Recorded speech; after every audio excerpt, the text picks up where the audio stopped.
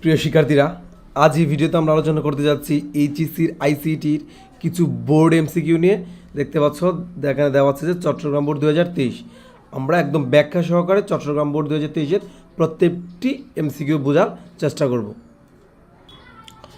দেখতে পাচ্ছ যে এটির প্রথমটিতে বলা আছে যে ডেটা টাইপ ইন্টিজার এর ফরম্যাট স্পেসিফায়ার কোনটি। আমরা সাধারণত জানি যে ডেটা টাইপ 4 ধরনের হয়ে থাকে: ইন্টিজার, ফ্লোট, ডাবল এবং ক্যারেক্টার।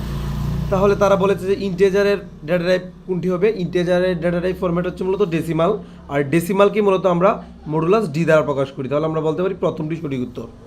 তারপরে হচ্ছে দুইয়েতে বলা আছে যে 8 ভিত্তিক সংখ্যা হলো। 8 ভিত্তিক সংখ্যা মূলত আমরা অক্টালকে বোঝাই।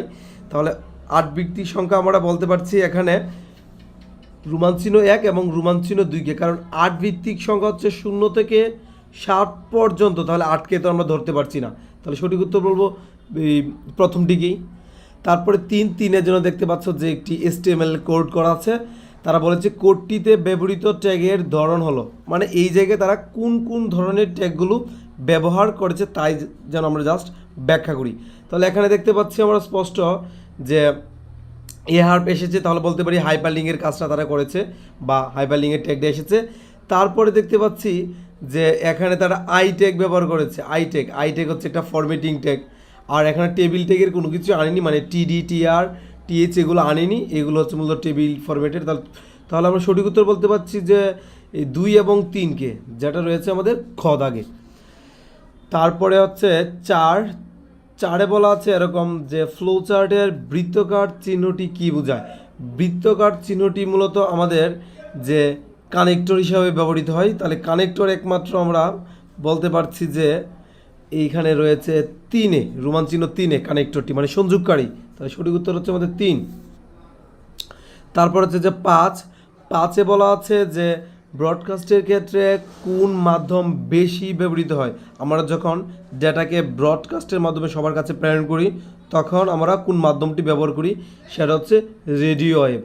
রেডিও ওয়েভের মাধ্যমেই মূলত আমরা ডেটা ব্রডকাস্ট করে থাকি। তারপরে হচ্ছে 6-এ বলা আছে যে আস্কিতে প্রতীক নির্দেশক কোড কয়টি। প্রতীক নির্দেশক আস্কিতে কোড হচ্ছে মূলত আমাদের 96টি। মূলত আমাদের আস্কি 7 বিট এবং 8 বিটের হয়ে থাকে, কিন্তু আমরা শুধু প্রতীক নির্দেশ করে থাকি আমরা 96টি দ্বারা। তাহলে আমরা বলতে পারছি এখানে যে 96টি মূলত কোড যেগুলো দ্বারা প্রতীক নির্দেশ করি। তারপরে হচ্ছে আমাদের 7-এ দেখতে পাচ্ছ যে বলা আছে যে ফ্লোট টাইপ ডেটা মেমোরিতে কত বাইট জায়গা দখল করে। কিছুক্ষণ আগে বলেছিলাম যে আমাদের এই ডেটা টাইপ হচ্ছে 4টি। ইন্টেজার হচ্ছে মূলত 2 থেকে 4 বাইট জায়গা দখল করে। তারপর হচ্ছে ক্যারেক্টার হচ্ছে মূলত 1 বাইট জায়গা দখল করে ক্যারেক্টার। তারপরে বলতে পারি আমরা ফ্লোট হচ্ছে 4 বাইট জায়গা দখল করে। আর সর্বশেষটি হচ্ছে ডাবল হচ্ছে 8 বাইট জায়গা দখল করে। কিন্তু তারা তো এখানে বলছে ফ্লোট ডেটা টাইপ কত বাইট জায়গা দখল করে, তাহলে অবশ্যই সঠিক উত্তর হচ্ছে আমাদের 4 বাইট। তাহলে 3 মানে গ। তারপরে 8-এর জন্য দেখতে পাচ্ছি যে দেওয়া আছে একটি উদ্দীপক, এবং উদ্দীপকটিতে এই একটা ইমেলের কাজ করছে, মানে আনঅর্ডার লিস্টের। তারা বলেছে উদ্দীপকের আউটপুট কীরকম হবে। এখানে দেখতে পাচ্ছি যে আমাদের টাইপটা, ইমেলের টাইপটা হচ্ছে ডিস। তাহলে ডিস হচ্ছে মূলত এরকম যে বৃত্তাকার কিন্তু গাঢ় থাকবে।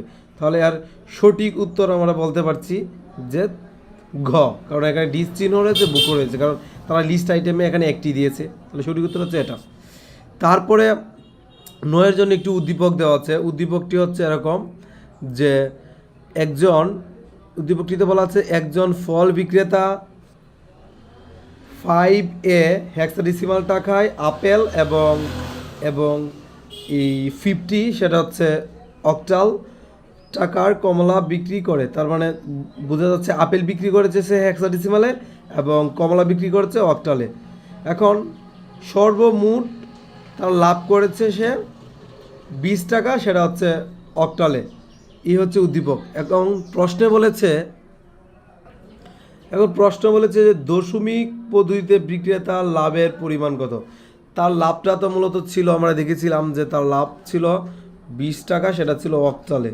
তাহলে এই অক্টাল থেকে জাস্ট আমরা এখন এই দশমিকে কনভার্ট করে নেব, তাহলে ইজিলি আমরা এটাকে উত্তর করতে পারবো।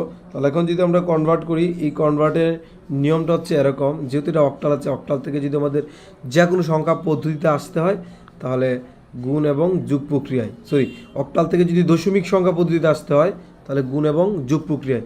তাহলে প্রথমে লিখবো আমরা 2, তার সাথে গুণাকারে রাখবো তার ভিত্তিটা, তারপরে লিখবো 0, গুণাকারে রাখবো তার ভিত্তিটা। যেহেতু দশমিকে আসছি, বিপরীত ক্রম থেকে লিখতে হবে আমাদের এই জায়গায় যে 0, তারপরে এই ভিত্তির জায়গায় লিখতে হবে 1, আরও যদি থাকতো ভিত্তির জায়গায় লিখলাম 2, 3, এইভাবে লিখতাম আর কি। এখন যদি এটা ক্যালকুলেশন করি, এখানে হচ্ছে 8, 8-এর সাথে 2 গুণ করলে হচ্ছে 16। সঠিক উত্তর হচ্ছে আমাদের খ। তারপরে বলেছে যে এরকম যে বিক্রেতার মোট বিক্রয় মূল্য অক্টাল পদ্ধতিতে কত হবে, মানে আমাদের অক্টাল পদ্ধতিতে আনতে হবে আর কি। তাহলে আমি দেখতে পেয়েছিলাম এখানে কিন্তু দুইটা দাম উল্লেখ করেছিল প্রশ্নে, একটা ছিল আমাদের আপেল আর একটা ছিল কমলা। আমার জন্য এই এমসিকিউটা খুব ভালোভাবে বুঝতে পারি, যার জন্য দেখতে পাচ্ছ আমি আলাদা করে লিখে রেখেছি যে খাতায়, যে আপেলের দামটা ছিল মূলত 5-এ হেক্সাডেসিমালে আর কমলার দামটা ছিল অক্টালি। কিন্তু তারা বলেছে এই দুইটা ফলের বিক্রয় মূল্যকে যেন অক্টালে রূপান্তর করি। আমি একটু বিশদভাবে বোঝানোর চেষ্টা করছি যেন রূপান্তরটা আমরা খুব ভালোভাবে বুঝি। তাহলে প্রথমে আমরা অক্টাল এই হেক্সাডেসিমাল থেকে আমাদের দশমিকে যাচ্ছি, আর দশমিকে যাওয়ার নিয়ম হচ্ছে এই গুণ এবং যোগ প্রক্রিয়ায়। যদি আমাদের এই হেক্সাডেসিমাল থেকেই বলি আর অক্টাল থেকেই বলি, যদি আমাদের দশমিকে যাই তাহলে গুণ এবং যোগ প্রক্রিয়া আমরা যাব। তাহলে প্রথমে লিখলাম এই 5, তার সাথে গুণ করলাম ভিত্তিটা, আবার যোগ চিহ্ন দিলাম, তারপরে এ এর মান লিখলাম 10, তার সাথে গুণ দিলাম আমাদের ভিত্তিটা। যেহেতু দশমিকে যাব তাহলে এই জায়গায় আমরা লিখব ভিত্তির উপরে 0, এইদিকে লিখবো 1, আরও থাকলে লিখতাম 2, 3, এইভাবে। তাহলে এই ক্যালকুলেশনটা করে পাচ্ছে 80, আর এইখানে যেহেতু 16-এর উপরে পাওয়ার হিসেবে 0 রয়েছে, তার মান হবে 1, 1-এর সাথে যদি আমরা 10 গুণ করি 10ই পাবো, আর এটা যোগ করলে হচ্ছে আমাদের টোটাল 90 দশমিকে। কিন্তু তারা তো বলেছিল যেন আমরা টোটাল উত্তরটা অক্টালে দিই, হ্যাঁ, টোটাল উত্তরের জন্য আমরা অক্টালে প্রকাশ করি, আমরা করবো একটু বোঝার সুবিধার্থে আমরা দশমিকে যাচ্ছি। তাহলে আবার সেমভাবেই যে আমাদের 50 ছিল অক্টালে, সেটাকে দশমিকে আনলাম সেম প্রক্রিয়ায়, গুণ এবং যোগ প্রক্রিয়ায়।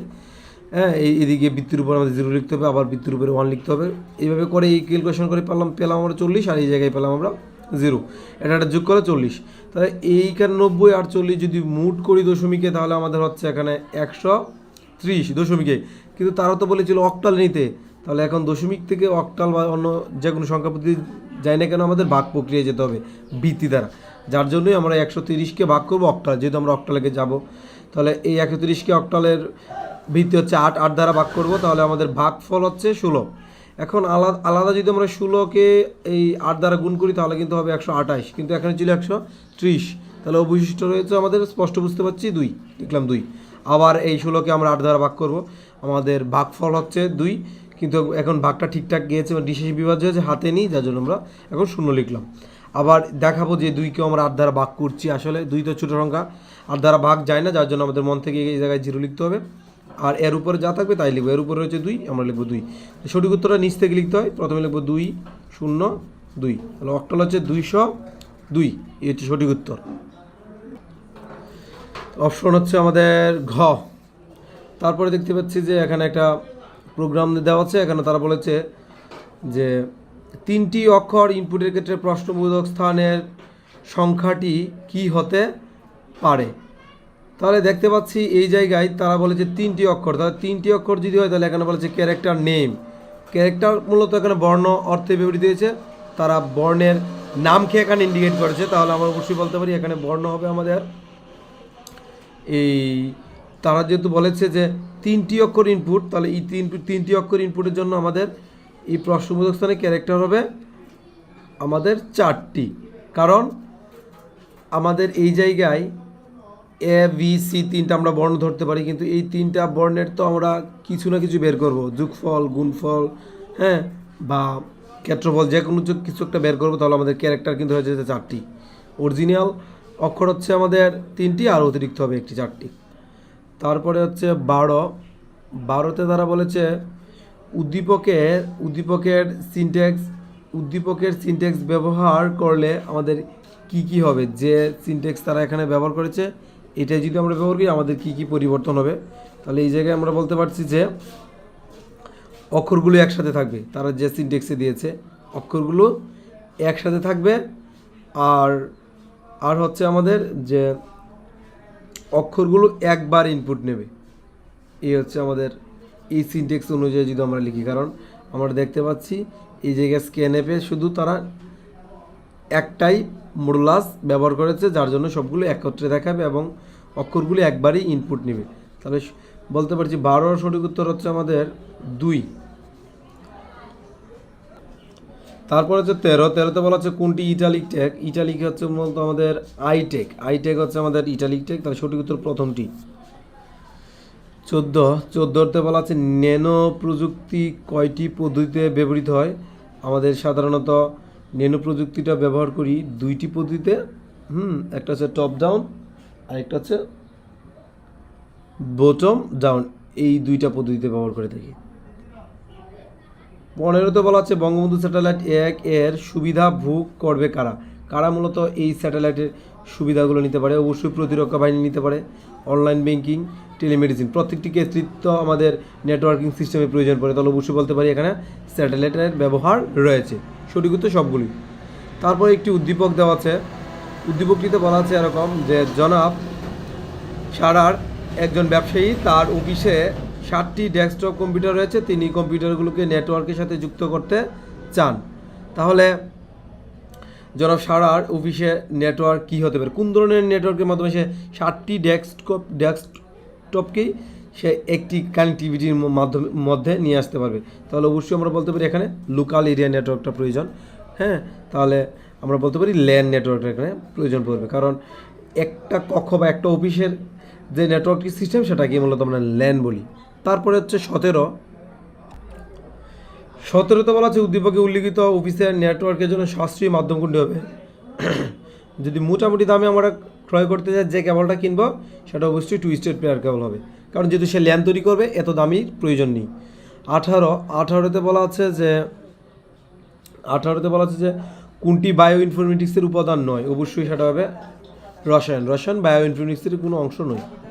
তারপর হচ্ছে 19এ বলা আছে যে ভিন্ন প্রোটোকল বিশিষ্ট নেটওয়ার্কের মধ্যে সংযোগ স্থাপনের ডিভাইস কোনটি? আমরা যদি ভিন্ন ভিন্ন প্রোটোকলকে কানেক্ট করতে চাই তাহলে আমাদের প্রয়োজন পড়বে গেটওয়ে, কারণ গেটওয়ে হচ্ছে এমন একটি এই নেটওয়ার্ক ডিভাইস, সে ভিন্ন প্রোটোকলগুলোকে কানেক্ট করতে পারে। তারপর হচ্ছে 20এ বলা আছে যে এআই এর ক্ষেত্রগুলো হলো, কোথায় এআই ব্যবহৃত হয়? আমরা অবশ্যই বলতে পারি যে রোবোটিক্সে এআই ব্যবহৃত হয় এবং মেশিন লার্নিংও এআই ব্যবহৃত হয়, কিন্তু ওয়ার্ড প্রসেসিংয়ে এআইয়ের ইউজ নেই বললেই চলে, তাই সঠিক উত্তর প্রথমটি। তারপর হচ্ছে 21এ বলা আছে, দেখতে পাচ্ছ যে 21এ বলা আছে যে কোনটি জটিল ও অবৈজ্ঞানিক সংখ্যা যা এখনও ব্যবহৃত হয়? অবশ্যই রোমান চিহ্ন আমরা এখনও ব্যবহার করছি। তারপরে একটি গেট দেওয়া আছে, বলা আছে ওয়াই এর মান কত হতে পারে। তাহলে জাস্ট এখানে ইনপুটগুলো দেখবো, এইদিকে হচ্ছে এ বার, এদিক দিয়ে হচ্ছে বি, তাহলে তাদের সম্পর্ক এখানে গুণ আকারে রয়েছে, মানে এ বার ইন্টু বি, আর এই নটটার জন্য আমরা নট দিব। এই যদি ভাঙি তাহলে আমরা এর উপরে 2টি বার পাবো এবং ইন্টুটা যোগ হয়ে যাবে এবং বি এর উপরে একটি বার পড়বে। বুলিয়ান নিয়মে 2টি বার উঠে যায়, তাহলে সঠিক উত্তর বলতে পারি আমরা এ প্লাস বি বার। সঠিক উত্তর হচ্ছে গ। তারপর হচ্ছে 23এ বলা আছে যে এ এবং বি এর মান কত হলে ওয়াই ইকুয়াল 1 হবে, মানে এই জায়গায় আমরা 1 পাবো। আর এই গেটটা হচ্ছে দেখতে পাচ্ছি আমরা ন্যান গেট। হ্যাঁ, তাহলে ন্যান গেটের মাধ্যমে যদি আমরা 1 পেতে চাই তাহলে আমাদের ইনপুট সংখ্যা কীরকম হতে হবে? সঠিক আমরা বলতে পারি যে এর মানে 0 হতে হবে এবং বি এর মানে 0 হতে হবে, কারণ এন্ডের বিপরীত কাজ করে ন্যান্ড। তাহলে এন্ডের ক্ষেত্রে যখন আমরা এন্ড মানে গুণের কাজ করে, এন্ডের ক্ষেত্রে যখন 0 এবং 0 ইনপুট নিব, এর মানও 0 বি এর মানও 0, তাহলে 0 আর 0 গুণ করলে 0ই, আর জাস্ট এই 0গুলোকে উল্টিয়ে দিলে আমরা 1 পাবো। তাহলে ওয়াই এর মান 1 পাবো যখন আমাদের ইনপুটগুলা দুটি আমাদের 0 হবে। আরেকটা কথা এখানে চলে, কারণ আমরা বলতে পারি রোমান চিহ্ন 2ও সঠিক, কারণ এই জায়গায় দেখতে পাচ্ছি যে এ নট, তাহলে এ নট যদি দেওয়া হচ্ছে তাহলে আমরা চাইলে কিন্তু এর মান আমরা 1 ব্যবহার করতে পারি এখন, কারণ এর মান যদি 1 ব্যবহার করি তাহলে এই জায়গায় যখন আমাদের এই মানটা প্রদর্শিত হবে তাহলে এর মান হবে 1 আর বি এর মান তো এখানে 0ই রয়েছে, 0ই হবে। তাহলে এটা আর এটা যদি গুণ করি তাহলে আমরা আলটিমেট কিন্তু 0ই পাচ্ছি, কিন্তু এই নট থাকাতে কিন্তু আমাদের আবার উল্টাতে হবে মানটাকে, তাহলে নট থাকাতে যদি মানটাকে উল্টায় আলটিমেট 1ই পাবো। তাহলে এটাকে সঠিক উত্তর বলতে পারছি, কিন্তু এটাকে সঠিক উত্তর বলা যাবে না এই কারণেই এই আমাদের যে এই অপশন যে রয়েছে রোমান চিহ্ন 3, এটাকে সঠিক বলতে পারছি না, কারণ এখানে এর মান 0 রয়েছে। এটাকে আমরা সঠিক উত্তর বলতে পারছি না, তাই সঠিক উত্তর প্রথমটি আমাদের।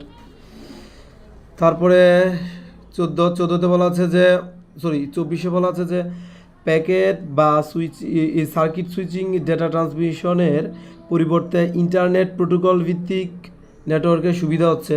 আমরা যদি এই প্যাকেট বা সার্কিট সুইচিংটাকে পরিবর্তন করে ইন্টারনেট প্রোটোকল ভিত্তিক নেটওয়ার্কটা ব্যবহার করি, তাহলে আমরা কোন কোন ধরনের সুবিধাটা পাবো? তাহলে অবশ্যই বলতে পারি আমরা 3G তুলনায় 50 গুণ বেশি সুবিধা পাবো। আর এটা হবে এলটিডি স্ট্যান্ডার্ড কাজ করবে, কারণ 4G মূলত এলটিডি স্ট্যান্ডার্ডই হয়ে থাকে। তো সঠিক উত্তর হচ্ছে প্রথমটি। আর এখানে আমরা কোনোভাবেই এর মাধ্যমে 4K টিভি বা ভিডিও দেখতে পারবো না, তাহলে এটা সঠিক না। সর্বশেষটি দেখতে পাচ্ছি যে নিচে কোনটি এমটি এলিমেন্ট মূলত ইমেজ এইচ আর একটা হচ্ছে ভিআর, তাহলে সঠিক উত্তর হচ্ছে সর্বশেষটি।